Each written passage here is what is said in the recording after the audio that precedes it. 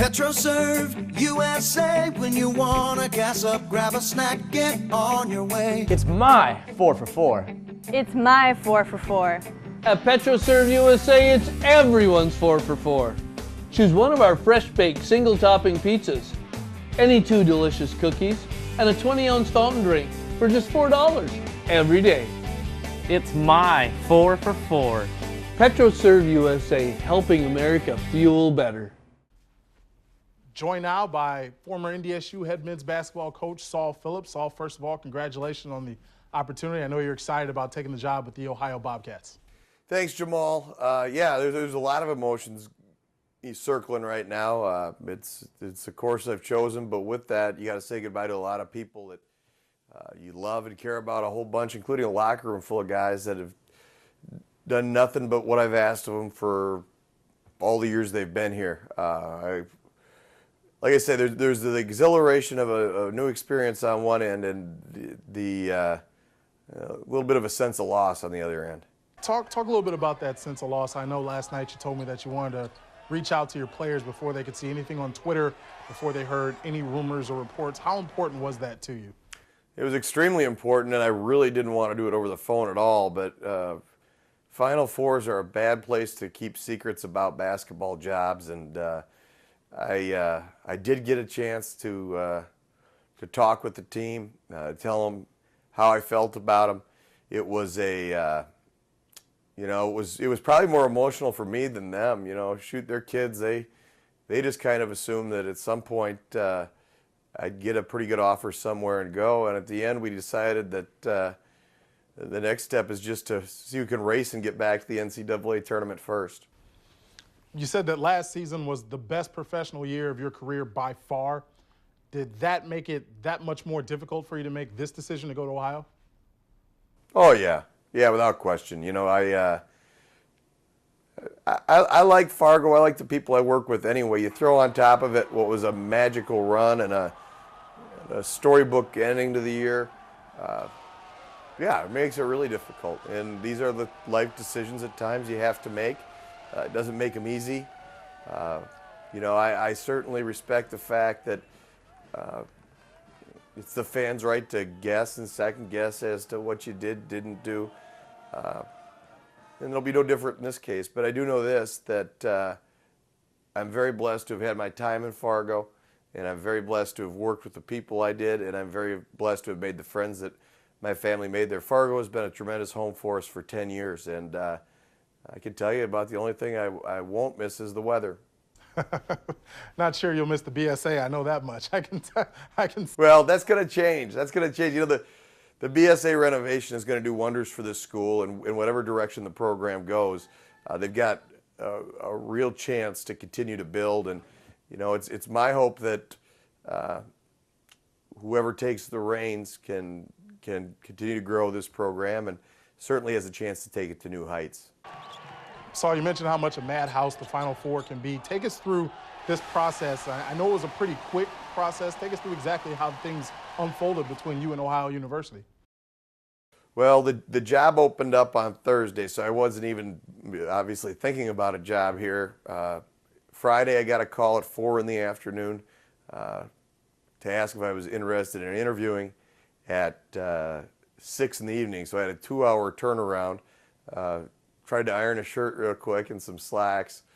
Went over, interviewed, and within 24, 25 hours after that, it was pretty serious. I actually, the search firm that was running the search told me to leave the games over at the Dome, and I did. I came back here, had a conversation, talked to Gene Taylor on the phone, signed a piece of paper.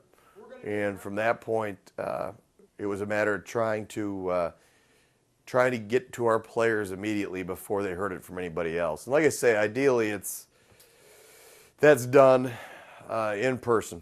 I recognize that. I don't like the fact it happened that way, but the alternative was them reading speculation until I could fly back to Fargo. True, and I got to ask you about Ohio. Saul, it's a program that's won 24 games at least in the last 3 seasons, been to the NCAA tournament twice in the last 4 years. What type of program are you stepping into here?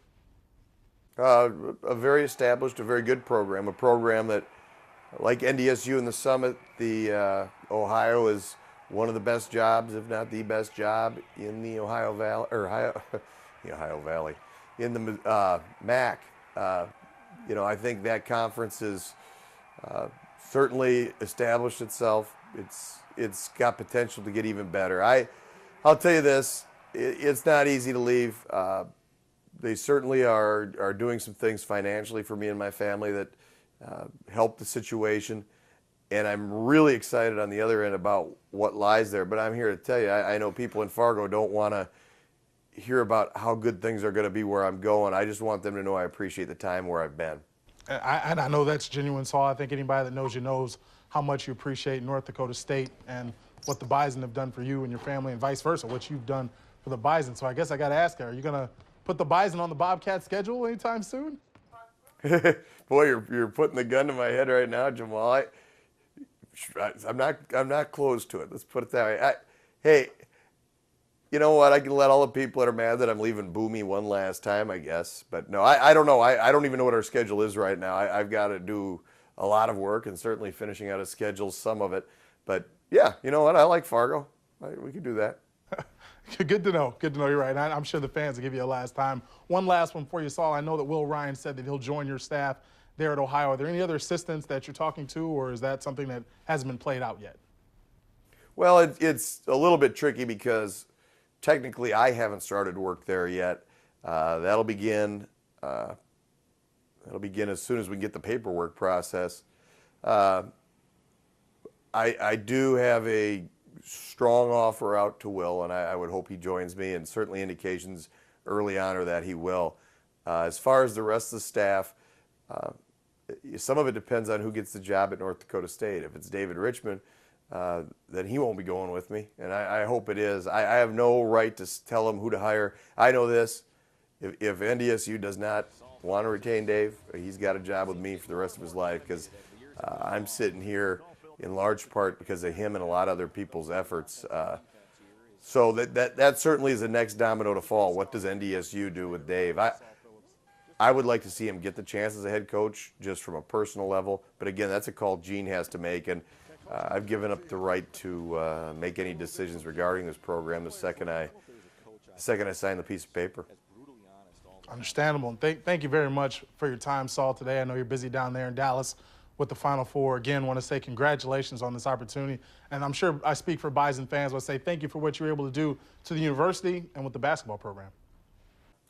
Jamal, I appreciate my time in Fargo more than anyone there will ever understand. And we're leaving a lot of good friends behind.